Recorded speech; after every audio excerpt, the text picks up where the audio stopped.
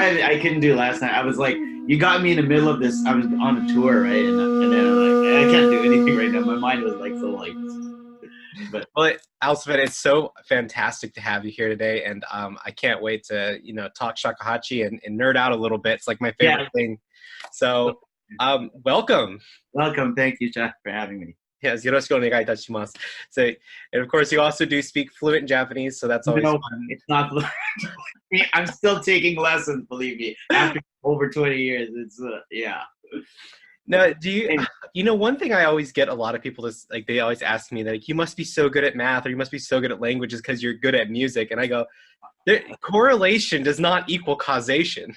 Yes, exactly. Even shakuhachi. I've been doing it for like almost 30 years, and still I feel like I'm a beginner. Like still. Yeah, especially when you have like I know that you've met Taniguchi and you've played for him. So when you meet people like that and you play, you go, what do I really know? Absolutely. Yeah. It's incredible. So how did you get into shakuhachi in the first place? I when I was 16, it was I love this story. It's just a cool, like, secular story. So when I was 16, I watched Ram by Kurosawa. Hmm.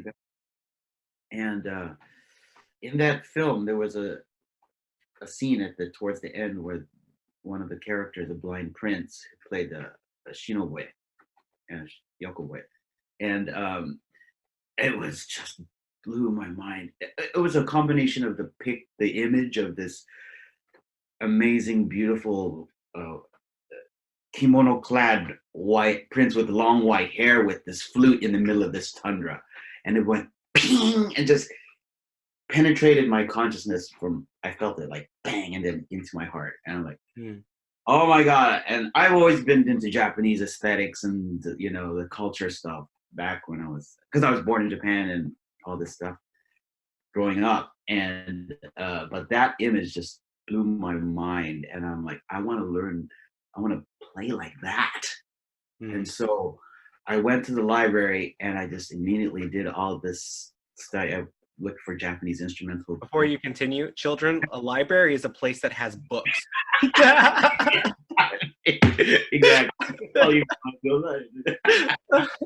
Library. Yeah. Anyway, so I think it was a William Malm's book. I didn't even know that book. That famous. Oh yeah.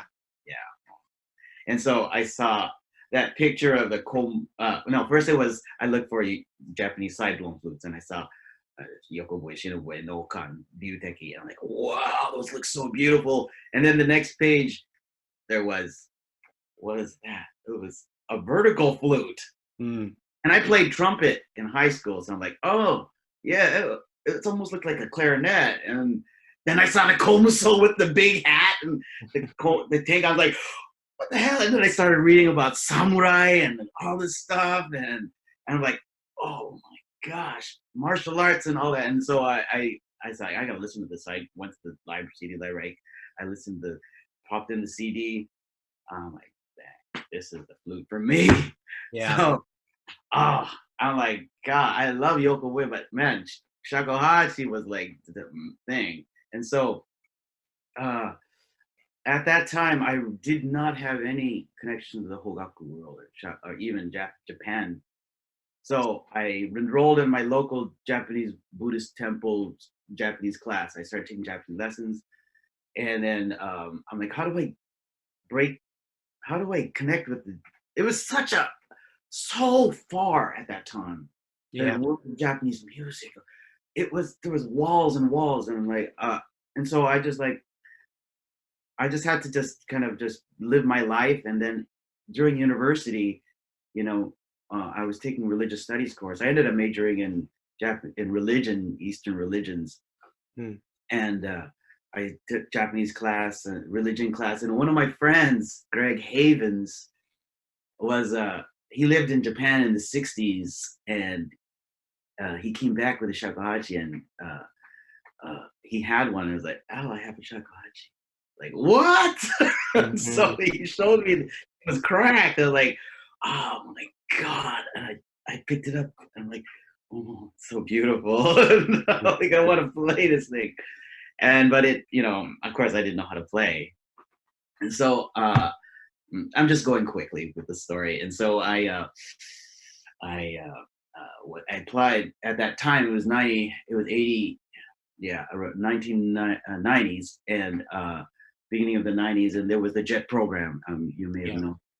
And so that program was offering college graduates an opportunity to go to Japan and make money and stuff. I'm like, that's my key to study shakuhachi in Japan. So I applied and I got in, and then I was on the first business class to Japan, and they treated us like royalty and everything. I found my supervisor found my shakuhachi teacher for me in Yamaguchi, in my first city, and from there on, 92, started going, and that was it. Never stopped, and it was a long run. You lived in Yamaguchi, Ken? Yeah. Yeah, that's the middle of nowhere. Yes, it was. I'm surprised you found another person there. Oh yeah, no, it's in the middle of nowhere, but the shakuhachi is everywhere. Yeah, for sure. And but my level of shakuhachi playing, my first teacher, he was not a player at all. He was just a carpenter, hobbyist. And in the beginning, I was doing tozan for 2 years with him, and so I knew I'm not even a trained musician. I have a musical ear, but I didn't take any conservatory training. I played guitar and I played trumpet and piano, but I was not a musician, right? Yeah. And even then, I knew that my first teacher there's something off. I mean, he wasn't the best teacher, right? So, and then after my second year in JET, I changed to Kinkoryu with a local shakuhachi teacher there. He was a maker too. He introduced me to how to make shakuhachi too. Oh, nice. And then I met Christopher Blaisdell, Yeah. In 93 on one of my vacation to Kyoto. And then Christopher and I were like, bam, boom. He introduced me to the International Shakuhachi Festival in Bisei in 94. Yokoyama Sensei and all the top teachers, Araki Kodo, all, Junsuke Kwase. I met Kakizakai's my future teacher, who I got my shihan with, Kakizakai Sensei, and Furia says all the great teachers, and then that was when that really opened my heart, and then of course I went back to the States, and then I met my wife in Japan too, so that was a huge another thing about my shakuhachi. My shakuhachi life is all, it's hinged on shakuhachi. A lot of the doors of my life, right? Yeah. And so it's a whole. I approach my life in a holistic. I try to do my shakuhachi in a more holistic sense, and my wife is hugely involved with that. Awesome. And so but 98 first World Shakuhachi Festival, man, that was propelled me to go back to Japan in 99 to pursue my shihan. Got my shihan. Nice. And then the Shakuhachi Roots pilgrimage, boom, boom, boom, boom, boom, boom, and then I decided, okay, I think I'm pretty, and I did some competitions in 2000, and that was what really solidified. So before I was like, can I really do this as a career? Yeah. And then I did competitions in Tokyo, and then I met all the young guys, and then I was matched up against my level with these guys, and I'm like, oh, I'm doing pretty good.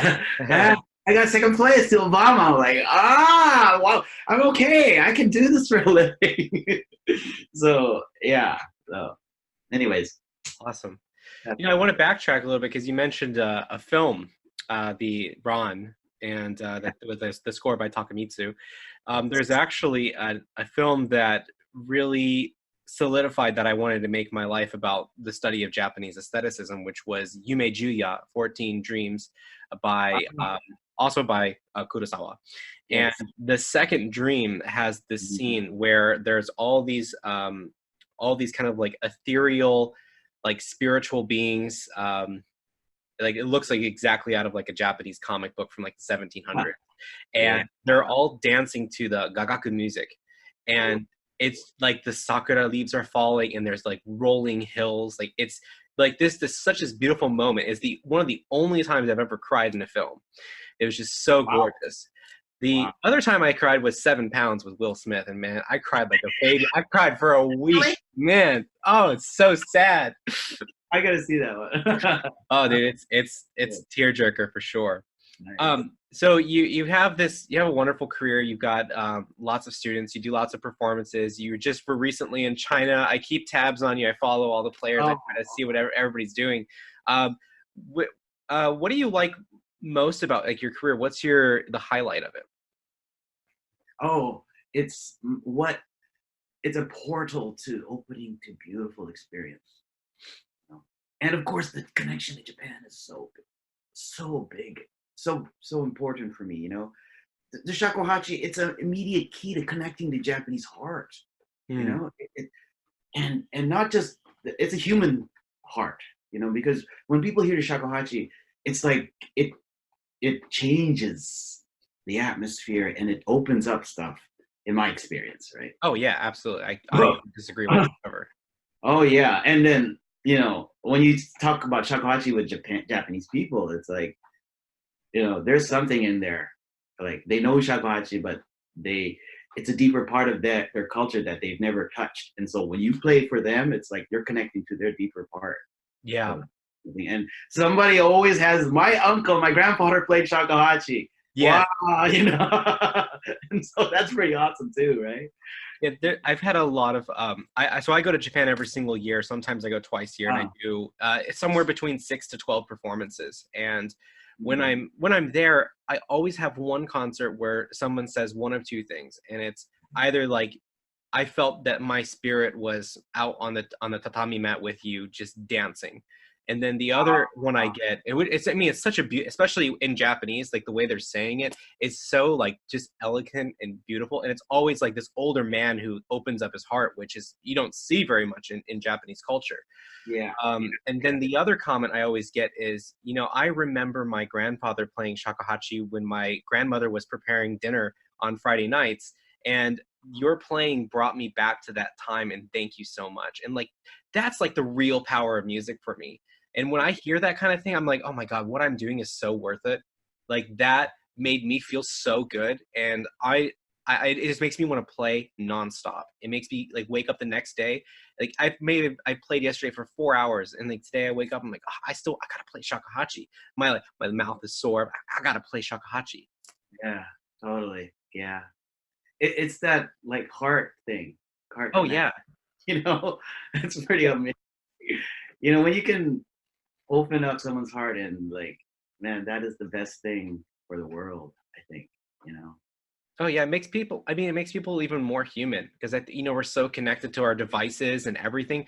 We really we're shutting off that sort of human contact and wanting to be like oneness with the world. And it's when people sit down and they listen to shakuhachi and then they start to communicate with each other afterwards, because it's a new experience, but it's one that everybody's familiar with, which is what makes shakuhachi so interesting for me. How can an instrument be so unknown, but when people hear it, they go, I know this. I've felt this before. I've been there. It's magic. It really is. Yeah. There's a part of me, it's interesting. Shakuhachi for me is like, I get, a lot of times I get to the point where it's like I short circuit, where I can't like talk anymore, or something. And it's like, it's almost an illogical thing. Yeah. It's interesting. Like for me, my background, my parents are from the Philippines. They came from like this poor place, and they somehow they got me to America, and somehow I got to Japan, and oh, we're not a rich family, you know, and somehow I got these, I got into the bamboo shakuhachi world, and then I'm doing this thing. It's like, it's not, I don't, I'm totally blown away that this thing is, I'm doing this thing, beautiful thing. And yeah, and so, but the heart, I approached shakuhachi originally because my background is in religious studies, and I've always been interested in esoteric type of subjects, you know, and meditation, you know, the Zen thing. I know Zen is such a cliche thing. It is. It's, you know, I actually want to talk about that a little bit because, you know, because you have this background in Zen, and I do lectures on religious studies as well. And when I go to colleges, and I always get people asking me, like, what is Zen, and all, like, you know, they have this, but they're asking it because they have a preconceived idea of it. Yeah. They're looking for me to say certain things, and when I tell them that that's not what it is, then, you know, they think it's absolute BS or whatever. But Zen has, like, when we say Zen in the English sense, it's such a different meaning. Like, totally. When you say it in Japan, it's, there's a whole entire cultural background. So, you know, because you have this expertise, I would love to hear some of, like, some way. I mean, oh, I mean, you know, like, when I say expert, you know, it's kind of like a thing of someone who. And it's also interesting that you when you act that way, because I feel that same way too. When I learn a lot about something, I feel like I know nothing. But when I learn a little bit about something, I feel like I know a lot of it. It's so funny. It's so funny. It gets me every time. So if I feel like I don't know a topic, I go, okay, I can talk about it. And but I would love to hear, you know, like, how you are approaching this religious aspect, which is, it's undoubtedly the heart and the core of shakuhachi and what makes it so special, and how you're kind of intertwining them and how you talk about it. Oh man, there again, I'm like short circuiting right now. Short circuit, his malfunction, glitching.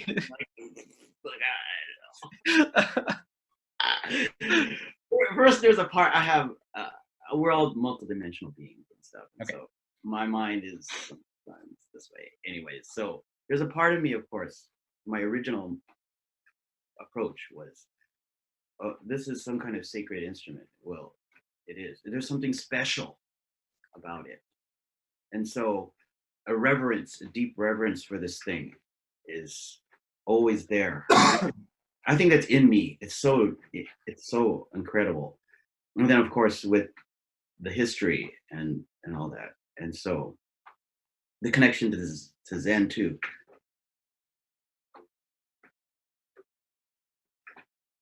So that was the glitch. I saw it. Because, you know, the history with the Kyotaku Denki Kokujikai, is there a connection to Zen with China? You know, is it real? The Komuso, there's a lot of stuff that was fabricated back in those days. Yeah. You know, is there a real, I mean, the core, of course, everything is Zen in a way, you know. Yes. Everything is Zen.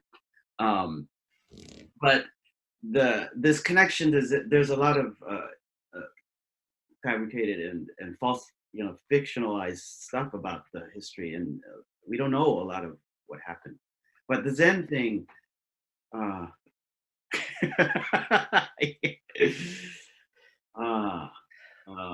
let me like propel you a little bit with one of the things that really bothers me, when a person who has not heard the shakuhachi, or, you know, they're an outsider to the community of shakuhachi, and they say, they'll say a statement like this. They'll say, all shakuhachi music is so peaceful. Right? And I go, all right. Yeah, I go, whoa. Yeah. Let me show you Yamagoe. Let me show you Daha. Yeah, because that's, you know, that's about life's personal struggles. Like, we all have, like, our own, you know, we all have our own backpack filled of rocks that we have to carry around every single day. And we have to figure out how we get through our struggles. And, you know, we're imperfect beings and we do bad things, and we have to, you know, live with that. How do we do that? Well, that's what that piece is for, and like an expression of it. And then they hear it and they go, wow, that's really expressive and it's really explosive. And people don't, especially in the West, they don't think Zen and explosive. But what for me, it's Zen is just you're taking your natural being and you're removing that ego part of it, and you're expressing your like the core of what you're feeling in a way that's you're manifesting something that's positive, something that's good, rather than acting upon these sort of these negative entities that are around us. Right. So now that, thank you. Very welcome. So, which gets into the Zen culture, and like in the West, we think Zen as okay, go to yoga class and do like this and say, whatever, and peaceful, like, and so like you said, yes, in the traditional sense, Zen is a whole life transformation thing. And so like you said, the core of your being, and it's not all like peaceful, like exactly what you said.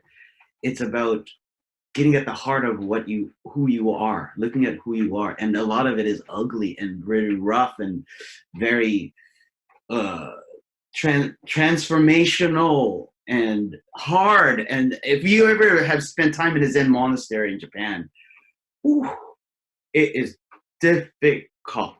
It's hard life.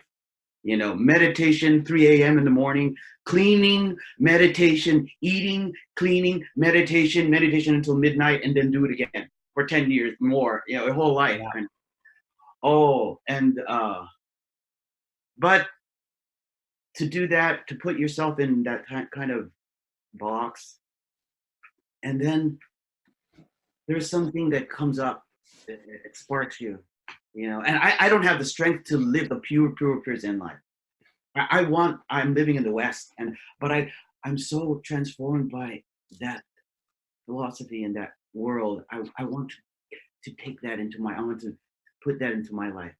And so that's why I do Shakuhachi in this type of way. Not everybody does Shakuhachi like me. Everybody has their own unique style. That's another thing about Shakuhachi is awesome, because your Shakuhachi is expression of you, my Shaku expression of me. But if you do it with conviction and with your own passion and your own heart, your creativity, I think that's the heart of it too, And so, but getting back to the Zen, it's not only just peaceful and like we all think in the West. So I exactly, it's an exploration into your life and who you are as a being in this world. And so, it kind of reminds me of, because this is the same thing that kind of happened with Kyle when I interviewed him, is that as he's talking, all these things just hit me. And as you're talking, expressing things are starting to hit my mind. And this is what I was hoping for in all these interviews and stuff. Living the Zen life is kind of like having one foot in the known and one foot in the unknown. And it's a great place to be, but it's a very scary place to be, because I think that I know that we do not know ourselves as well as we think. Oh my gosh, no. And so, but when you discover those things, it can be very terrifying. And I do Sesshin and Shugyo every single year. Sometimes I go there a complete mess and I'm in a wreck from, personal life. And other times I go there thinking I'm in the best mood ever. It's funny because sometimes when I go there in the best mood, I leave wrecked and just like I learned so much about myself I didn't want to know. And then other times when I go there a wreck, I come out, having conquered those demons, those problems that were in my life. That it's really amazing when you discipline yourself like that. It's also, what else is really incredible for me is I get more work done there than I get in a couple months just here. Yeah. Because like your mind is just so laser focused, because my phone's off. And that phone, that is the thing that that's a toxic cancer that we have in our pockets. Yes, I just got a new iPhone 11. It's great, but you got three cameras now in the back. Dude, it's not the Pro, but okay. Well, you still have one on the front, so you have the triple camera status. Yeah, there you go. But I agree with you. Technology, we have to It's a great thing. Don't get me wrong. I know I keep not hammering on it, but it's everything in the world. If you take too much of it, is going to kill you. I mean, you can drink so much water, you get water poisoning. I mean, that's crazy. So it's in, and I think that, you know, for some people, the like Zen is you have to take it as whatever you can handle. And that's why it's so, I mean, I love that people are getting into it and meditating every day and sitting and all that kind of stuff. But, you know, when you sit with a master, like somebody who has been doing this their entire life and just been dedicated, it's kind of like learning a language too. You learn a little bit of a language in America, like you learn Japanese, and then you go to Japan and then you like magnify your skills like by 5 every time you do that. So what you're understanding will become magnified by 5, 10 times over by sitting with somebody and who just breaks down all your conventions. And that's like my favorite thing when I'm sitting there with a monk and I talk to him about something and I start saying, it's like, you're letting your conventions get in the way. And I'll start saying certain words and he's like, why did you use that word and not this word? I remember one time, this is opening up a little bit, maybe too much, but whatever. I remember one time I told a guy, I told a master, I said, you know, I really don't trust anyone. It's very hard for me to do that. And he said, anyone. So you don't trust yourself. And I go, wow. That's mind freaking blown. So what we worked on then is how I can develop trust for myself at that point.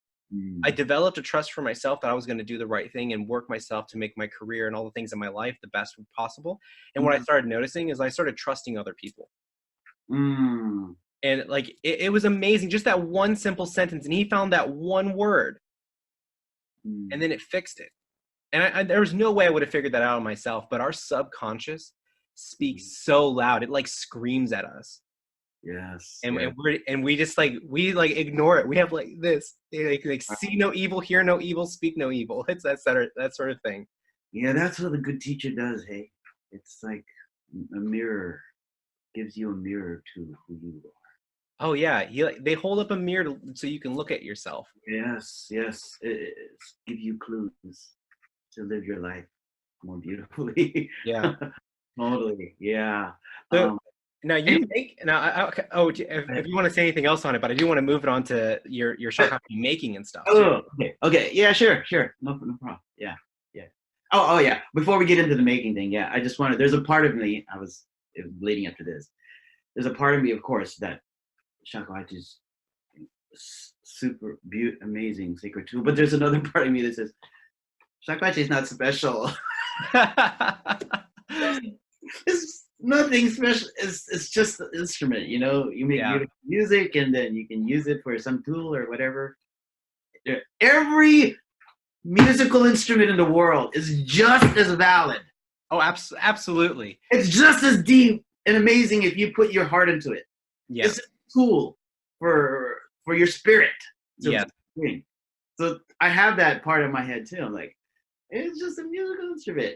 Harmonica, harp, koto, shamisen, you know, trumpet, duduk. Man, these are all just as incredible. Anyway. So, but I look like, geez, too. So you make a lot of shakuhachis. I've seen a bunch of them. And so I mean, it's one of those things that I might even be myself falling into the trap. One of the makers that I work with in Japan, he made all of my flutes, especially for me. And he's getting older and he has no deshi. What? I know. Is he gonna give you? You gonna be deshi?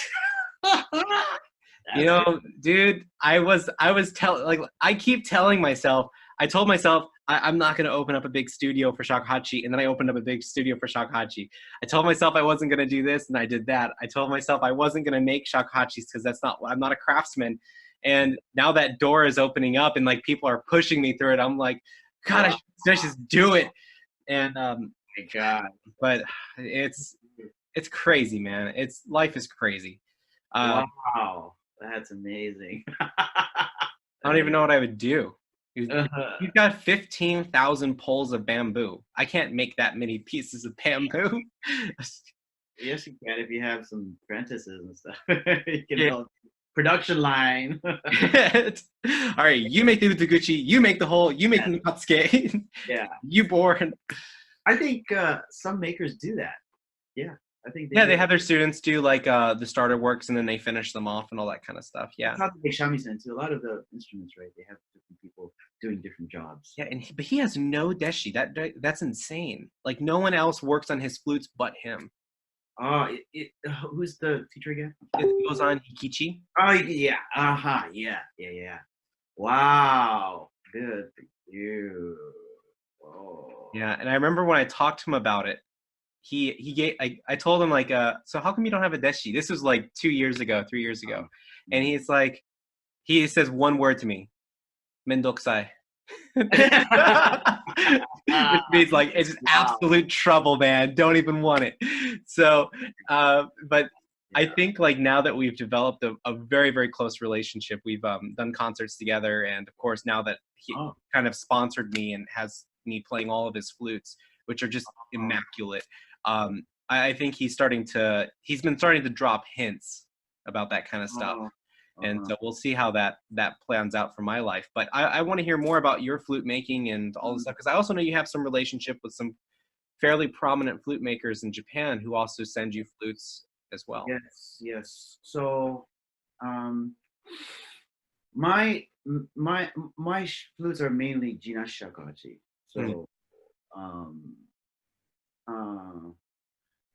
So, I took many workshops with Okita Atsuya Sensei and Yamaguchi Shugetsu, Rai Egoro, Jam Neptune too, and Sogawa-san, and now I'm studying with Mira up in Okita. Oh yeah. So, but my Giardi, no, I'm waiting. But now I've been making Jinashi for quite a bit, and so, but I incorporate a lot of ideas from the Giardi world into my Jinashi. So a lot of the Jinashi Shakuhachi that we see in Japan, they're not they approach it from a really raw point of view. You know, they want to leave it really raw. There's no tuning, too much heavy tuning type of thing. So I love that aesthetic too, and I love to play the flutes that are in like Edo style tuning and stuff. But my flutes are fashioned so that people, particularly in the West, they're concerned about good pitch. You know, they want a flute that plays well. And so I incorporate the Giardi technique that I learned from the teachers into my Jinashi Shakuhachi so that you can get pitched good. You can play almost as nicely as the Giardi Shakuhachi. Of course, the daikon is difficult. Yeah. For the Jinashi, but so that's how I approach my Jinashi Shakuhachi. So it's the best of both worlds, I guess, in a Jinashi form. Yeah. Oh, it's interesting because actually my maker doesn't do any Jinashi flutes until I showed up. And so he made me a 2.5 Jinashi. The thing is just a tank. So I'm still like, messing around and working with it, but it's fun because actually the first Shakuhachi I had was actually from like 1920. It was Jinashi. It was a very, very good flute. But I just noticed there was a lot of different problems with that because it was Ishu, and Ishu has like a really big dip on the ends for like they get the really down low for those medis, but it just didn't work for the versatility of the contemporary music. So that's why I usually use the Giardis, or even like with like folk music, I need something that can just like blow those like shamisen players out of the water because man, they're so loud. Just put a speaker on you, man. Yeah, on you. But anyways, I get you. I know. Yeah. I totally understand.